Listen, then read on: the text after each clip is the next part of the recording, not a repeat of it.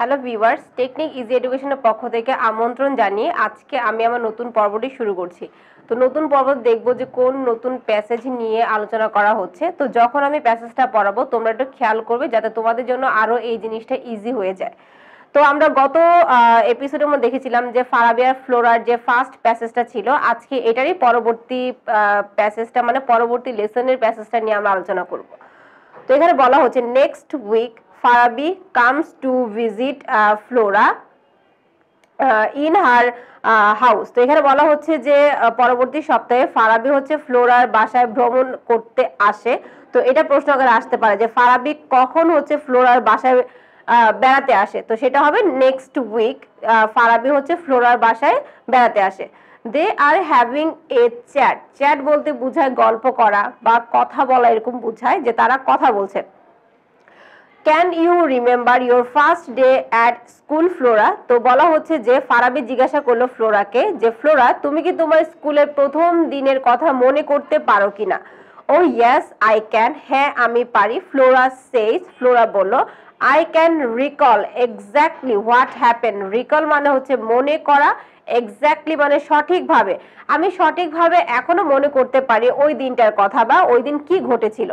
Would you like to hear it, তুমি কি এটা শুনতে পছন্দ করবে।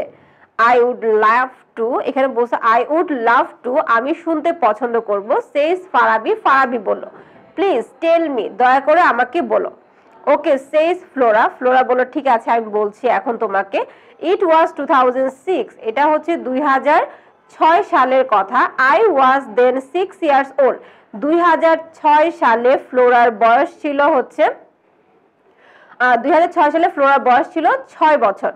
One day my mother said, একদিন আমার মা এসে বলল Flora you are going to start your school tomorrow, আগামীকাল থেকে তুমি তোমার নতুন স্কুল শুরু করতে যাচ্ছ। আই ওয়াজ ভেরি এক্সাইটেড, আমি খুবই আনন্দিত ছিলাম। এখানে এক্সাইটেড বলতে আনন্দিত। যখন তার মা এসে তাকে বলল যে আগামীকাল থেকে তুমি স্কুলে যাচ্ছ, এই কথা শোনার পরে হচ্ছে ফ্লোরা খুবই খুশি হয়ে গিয়েছিল। I could not think of anything else. Anything else মানে কোনো কিছু, আমি কোনো কিছু তখন চিন্তা করতে পারছিলাম না। I always thinking about the school, আমি সর্বদা চিন্তা করছিলাম আমার বিদ্যালয় সম্পর্কে, the teachers শিক্ষক শিক্ষিকা সম্পর্কে, and the students of our school এবং স্কুলের ছাত্র ছাত্রী যারা রয়েছে তাদের সম্পর্কে। সো এটা প্রশ্ন আকারে আসতে পারে যে ফ্লোরা কি নিয়ে চিন্তা করছিল। I could not even sleep well that night, সে রাতে এমনকি আমি ভালো করে ঘুমাতেও পারিনি। The next morning, পরবর্তী সকালে my mother woke me up early in the morning, তো আমার মা হচ্ছে আমাকে খুব সকালে ডেকে তুলে দিলেন।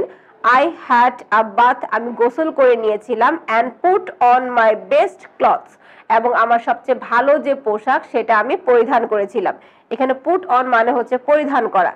Then I had breakfast, তারপর আমি নাস্তা করে নিয়েছিলাম, and started for the school with my mother, এবং আমার মায়ের সাথে বিদ্যালয়ে যাওয়ার জন্য যাত্রা শুরু করলাম। সে কার সাথে গিয়েছিল? তার মায়ের সাথে বিদ্যালয়ে গিয়েছিল। The school was not very far from our home, তো স্কুলটা হচ্ছে আমাদের বাসা থেকে খুব বেশি দূরে নয়। So we walked all the way, তো সমস্ত রাস্তা আমরা হেঁটেই গিয়েছিলাম। এখানে ওয়ে মানে হচ্ছে রাস্তা অথবা পথ বোঝানো হচ্ছে, সমস্ত পথ সে হেঁটে গিয়েছিল। সো ওভারঅল প্যাসেজটার মধ্যে আমরা দেখলাম যে ফারাবি এবং ফারাবি ফ্লোরাকে জিজ্ঞাসা করে তার প্রথম দিন স্কুলে এক্সপিরিয়েন্স সম্পর্কে। তো সেটাই হচ্ছে ফ্লোরা বলতে লাগলো যে প্রথম দিন তার কেমন ছিল বা স্কুলে যাবে এই জিনিসটা শোনার পরে তার অনুভূতি কেমন ছিল, এবং স্কুলে যে যাবে সে কি নিয়ে চিন্তা করছিল বা কার সাথে স্কুলে গিয়েছিল বা স্কুলের দূরত্ব তার বাসা থেকে কতটুকু ছিল, এই টোটাল জিনিসটাই কিন্তু এই প্যাসেজটার মধ্যে অতি সুন্দরভাবে আলোচনা করা হয়েছে।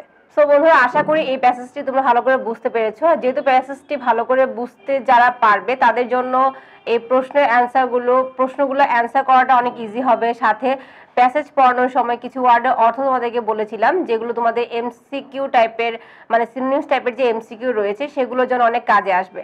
তো কিছু ওয়ার্ড তোমাদের হয়তো অনেকের কাছে অপরিচিত থাকতে পারে, তো কিছু ওয়ার্ডের অর্থ তোমাদেরকে আজকে দেখাবো এবং এই প্যাসেজ থেকে প্রশ্নের উত্তর, কিছু ইম্পর্টেন্ট প্রশ্নের উত্তর কিভাবে লিখতে হবে সেগুলো তোমাদেরকে দেখাবো। তো অবশ্যই খেয়াল করবে যে আমি কি কি এখানে করাচ্ছি।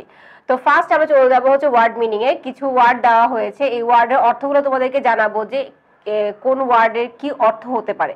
তো ফার্স্টের যে ওয়ার্ড সেটা হচ্ছে চ্যাট। চ্যাট আমরা সকলে জানি, চ্যাট করা মানে গল্প করা বোঝায়, কথা বলা বোঝায়, ঠিক আছে। তো এখানে আমরা চ্যাট অর্থ লিখবো গল্প করা, যেটা আমরা গসিপ বলে থাকি। চ্যাট মানে হচ্ছে গল্প করা। তো চ্যাট ওয়ার্ডের অর্থ হচ্ছে গল্প করা, যেটা আমরা আরেক কথায় বলতে পারি গসিপ।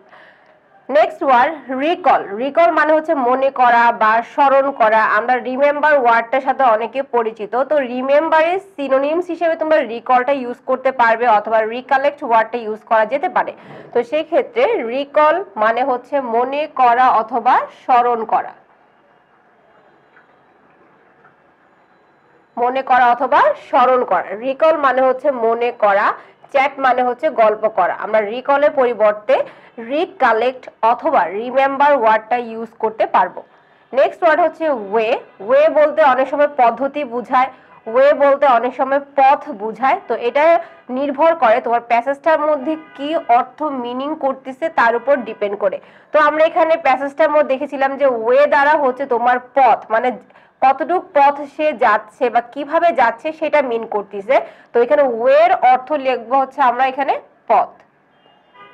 ওয়ে বলতে পথ বুঝায়, ওয়ে বলতে উপায় বুঝায়, ওয়ে বলতে পদ্ধতিও বুঝায়। এক্স্যাক্টলি, এক্স্যাক্টলি মানে হচ্ছে সঠিকভাবে, যেটা আমরা অ্যাকুরেটলি বলে থাকি। তো এক্স্যাক্টলি মানে হচ্ছে সঠিকভাবে।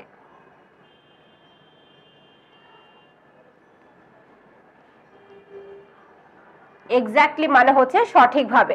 চ্যাট মানে গল্প করা, রিকল মানে মনে করা, ওয়ে মানে পথ, এক্স্যাক্টলি মানে সঠিকভাবে।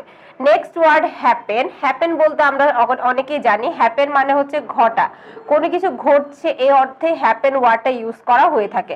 সো হ্যাপেন মানে হচ্ছে ঘটা। এক্সাইটেড, এক্সাইটেড মানে আমরা অনেকে জানি, এক্সাইটেড বলতে আনন্দিত, উত্তেজিত। উত্তেজিত অর্থে এক্সাইটেড ওয়ার্ডটা ব্যবহার করা হয়ে থাকে। তো এই ক্ষেত্রে আমরা এক্সাইটেড অর্থ লিখব আনন্দিত।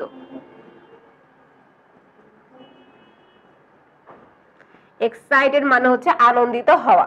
লাস্ট ওয়ার্ড, আমাদের লাস্ট যে ওয়ার্ডটা ইউজ করা হয়েছে পুট অন। পুট অন মানে আমরা সকলে জানি, পুট অন মানে পরিধান করা। যখন কোনো কিছু ড্রেস আপের ক্ষেত্রে বা কোনো কিছু পরিধান করা অর্থে পুট অন ওয়ার্ডটা ইউজ করা হয়ে থাকে। তো পুট অন মানে হচ্ছে পরিধান করা।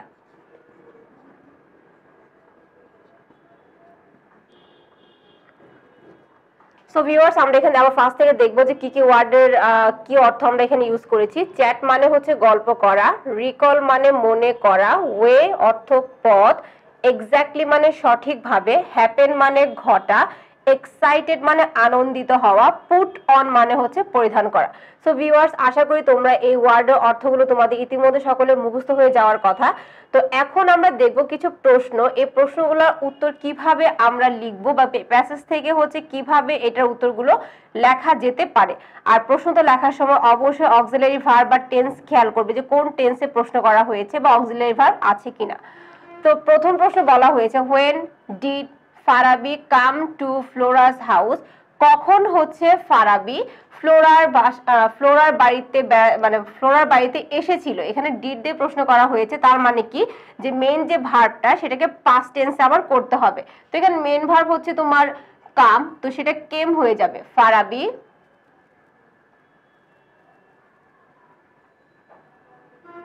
কামটাকে আমি কেম করে দিলাম। ফারাবি কেম টু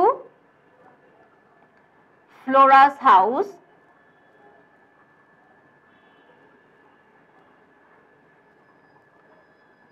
আমরা দেখেছিলাম যে অন নেক্সট উইক।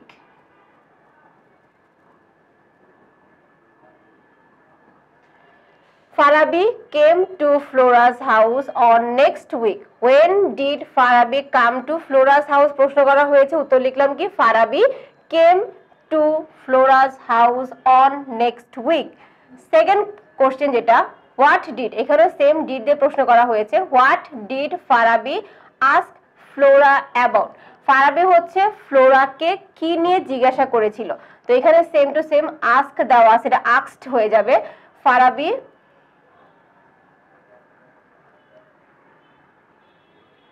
এখানে আমরা চেঞ্জ করে ফেললাম পাস্ট টেন্স থাকার জন্য, আস্কড ফ্লোরা অ্যাবাউট হার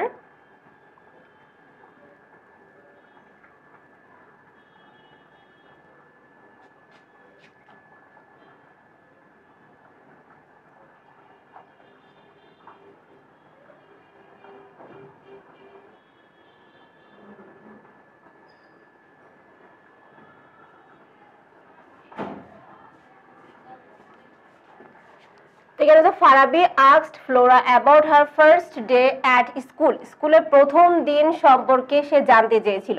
3 নম্বর প্রশ্ন বলা হয়েছে at what age did Flora start her school, কত বছর বয়সে হচ্ছে ফ্লোরা তার স্কুলটা শুরু করেছিল। তো প্যাসেজের মধ্যে আমরা দেখেছিলাম যে ফ্লোরা হচ্ছে যখন তার 6 বছর বয়স তখনই হচ্ছে সে প্রথম স্কুলে যাওয়া শুরু করে।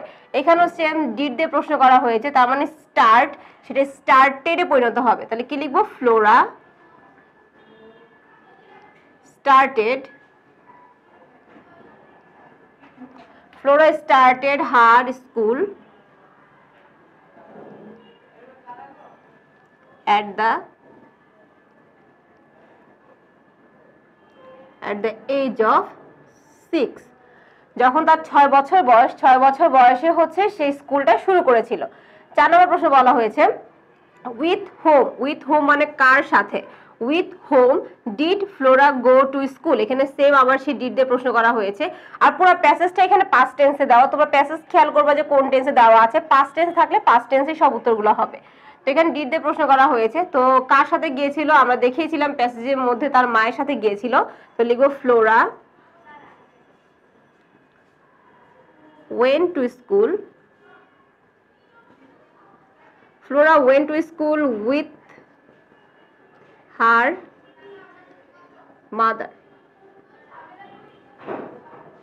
Flora went to school with her mother. 5 number question বলা হয়েছে why was Flora excited, Flora কেন আনন্দিত ছিল, কারণ ফ্লোরা প্রথম সময় স্কুলে যাচ্ছে তার মায়ের সাথে করে, এই জন্য ফ্লোরা খুবই আনন্দিত ছিল। এখানে অক্সিলারি ভার্ব হচ্ছে was, তাহলে কি লিখবো, Flora was excited because, Flora was excited because she would go to school, she would go to school with her mother.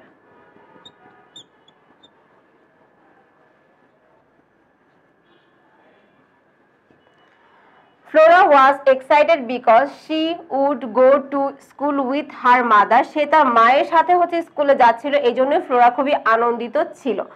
Next and last question, how did Flora and her mother go to school, Flora এবং তার মা কিভাবে স্কুলে গিয়েছিল। আমরা দেখেছিলাম যে স্কুলটা তাদের বাসা থেকে বেশি দূরে না হওয়ায় তারা কিন্তু পায়ে হেঁটে স্কুলে গিয়েছিল। এখানেও ডিড দিয়ে প্রশ্ন করা হয়েছে, তাহলে কি লিখবো, Flora and her mother went, গোটা ওয়েন্টে পরিণত হবে ডিড থাকার জন্য। আমি বারবার বলতেছি প্রশ্ন তো লেখার সময় কিন্তু এই জিনিসগুলো অবশ্যই খেয়াল করতে হবে। ডিড থাকলে পাস্ট ফর্ম করতে হবে, অক্সিলারি ভার্ব থাকলে অক্সিলারি ভার্বটা ইউজ করতে হবে সাবজেক্টের পরে। Flora and her mother went to school, যেহেতু পায়ে হেঁটে গিয়েছিল তাহলে কি লিখবো, on foot. Flora and her mother went to school on foot. Flora এবং তার মা পায়ে হেঁটে হচ্ছে স্কুলে গিয়েছিল। সো ভিউয়ার্স, এই প্যাসেজটা থেকে এগুলো তোমাদেরকে দেওয়ার মতো ছিল। এরকম টাইপের আরো কোশ্চেন হতে পারে, যে টাইপের প্রশ্ন হোক না কেন তোমরা প্যাসেজ থেকে এগুলো অ্যান্সার করতে পারবে। আর অবশ্যই এই ওয়ার্ডের অর্থগুলো ভালো করে জানবে, শুধুমাত্র সিনোনিমসের জন্যই নয়, রাইটিং পার্টের ক্ষেত্রে যখন তুমি কোনো কিছু বানিয়ে লিখতে যাবে তখন এই ওয়ার্ডগুলো অনেক তোমার হেল্প করবে। সো ভিউয়ার্স, আশা করি ভিডিওটি তোমাদের ভালো লেগেছে। যদি ভালো লেগে থাকে তাহলে অবশ্যই আমাদের সাথে তোমরা থাকবে।